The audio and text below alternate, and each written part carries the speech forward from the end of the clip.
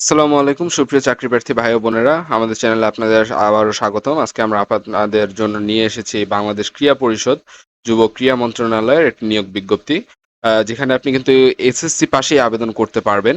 তাই কোথায় এসএসসি পাশে আবেদন করতে পারবেন এবং অন্যান্য শিক্ষাগত যোগ্যতা হিসেবে আপনার অন্যান্য পদের মধ্যে কি কি লাগতেছে এটি জানতে ভিডিওটি শেষ পর্যন্ত দেখুন। চলুন এখানে আমরা প্রথম পদ থেকেই শুরু করি। প্রথম পদ এখানে হচ্ছে প্রশাসক ধানমন্ডি অঞ্চল, যার বেতন হচ্ছে 22,000 টাকা থেকে 53,060 টাকা পর্যন্ত, একটি নবম গ্রেডের চাকরি।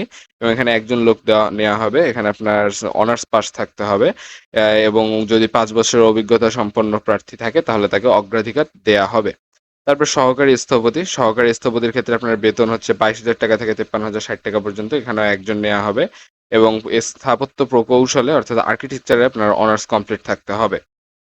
এর পরবর্তী 3 নম্বর পদ হচ্ছে প্রশিক্ষক, যার বেতন হচ্ছে 16,000 টাকা থেকে 38,640 টাকা পর্যন্ত। এখানে কিন্তু আসন রয়েছে 24টি, যেটি একটি বড় নিয়োগ। এখানে আপনার শিক্ষাগত যোগ্যতা হিসেবে চাওয়া হচ্ছে ডিপ্লোমা অর্জনের জন্য নিম্নতম স্নাতক পাশ হতে হবে আপনাকে, এবং খেলাধুলার প্রশিক্ষণ থাকতে হবে।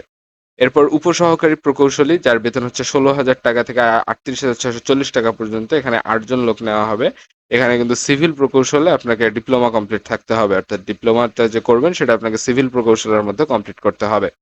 উপসহকারী প্রকৌশলী, যেটি 5 নম্বর পদ, এর বেতন হচ্ছে 16,000 টাকা থেকে 38,640 টাকা পর্যন্ত।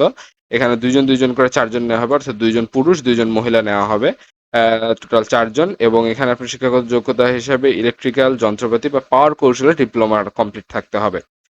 এরপর 6 নম্বর পদ দেখুন, উপসহকারী প্রকৌশলী, যার বেতন 16,000 টাকা থেকে 38,640 টাকা পর্যন্ত, এবং একজন নেওয়া হবে।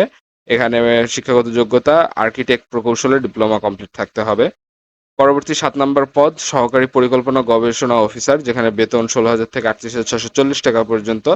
একজন লোক নেওয়া হবে, এবং আপনার এখানে যেটা ডিগ্রি কমপ্লিট থাকতে হবে ইকোনমি বা অর্থনীতি, সমাজবিজ্ঞান, পরিসংখ্যান, এই যে কোনো তিনটার একটা সাবজেক্ট নিয়ে আপনার স্নাতক অর্থাৎ অনার্স কমপ্লিট থাকতে হবে। এরপর হচ্ছে গ্রন্থাগারিক, যার বেতন হচ্ছে 16,000 টাকা থেকে 38,640 টাকা পর্যন্ত। এখানে একজন লোক নেওয়া হবে।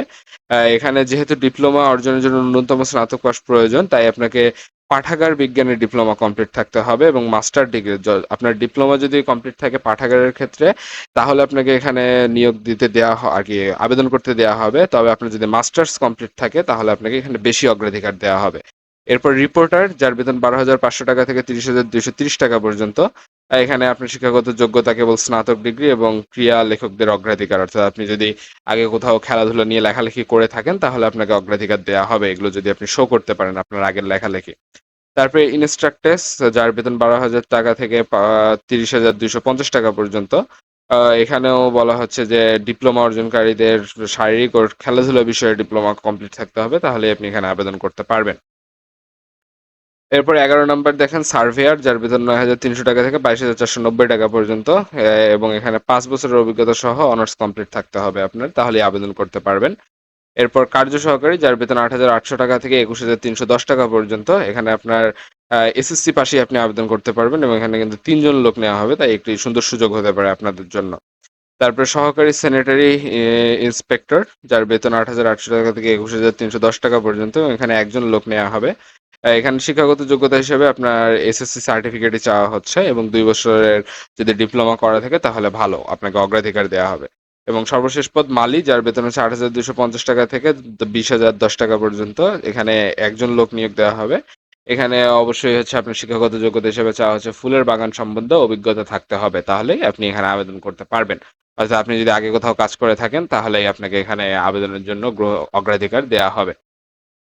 এখানে আবেদন করতে পারবেন সকল জেলার প্রার্থী, এবং আপনাদের বয়স 18 থেকে 32-এর মধ্যে হতে হবে। এবং এখানে আমরা দেখতে পাচ্ছি যে এই লিঙ্কের মধ্যে গিয়ে, এই যে 16 নম্বর 16 এখানে দেখুন লিঙ্ক দেওয়া আছে একটি, এই লিঙ্কের মধ্যে গিয়ে আপনি আবেদন ফর্ম পূরণ করতে পারবেন। এখানে ক্লিক করলে আপনি কোন পদে আবেদন করতে চান সেটি সিলেক্ট করার পর আপনাকে একটি ফর্ম দেওয়া হবে, এই ফর্মটি ফিল আপ করে দেবেন। এবং চাকরির সময়সীমা, আবেদনের সময়সীমা যদি আমরা কথা বলি তাহলে এটা 1 তারিখ শুরু হয়েছে, এবং 30 তারিখ পর্যন্ত এই আবেদনটি চলবে, 30 জুলাই পর্যন্ত। 30 জুলাইয়ের মধ্যে আপনাকে এই আবেদনটি কমপ্লিট করতে হবে। এবং কত টাকা লাগবে আবেদন করতে সেটার ক্ষেত্রে আমরা দেখতে পাচ্ছি 1 থেকে 8 নাম্বার, এই যে উমো নাম্বার, উমোর এখানে দেখুন 1 থেকে 8 নং পদের জন্য আপনার টোটাল খরচ হবে 223 টাকা। 9 থেকে 10 নম্বর যে পদ রয়েছে তার জন্য আপনার খরচ হবে টোটাল 168 টাকা। এবং 11 থেকে 12 এবং এখানে যে না, তারপরে বলা হচ্ছে যে এখানে আপনার যদি শারীরিক প্রতিবন্ধকতা থাকে তাহলে সেই জন্য আপনার যে পদে আবেদন করতে চান তার জন্য আপনার খরচ হবে 56 টাকা।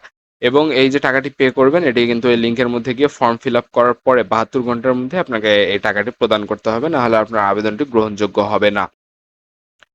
তো এই ছিল আজকে আমাদের এই ভিডিও ভালো লেগে থাকলে অবশ্যই এই ভিডিওতে লাইক দিবেন এবং চ্যানেলটি সাবস্ক্রাইব করে পাশে থাকা বেল আইকনে ক্লিক করে রাখুন চাকরি সম্পর্কিত সকল আপডেট সবার আগে পেতে।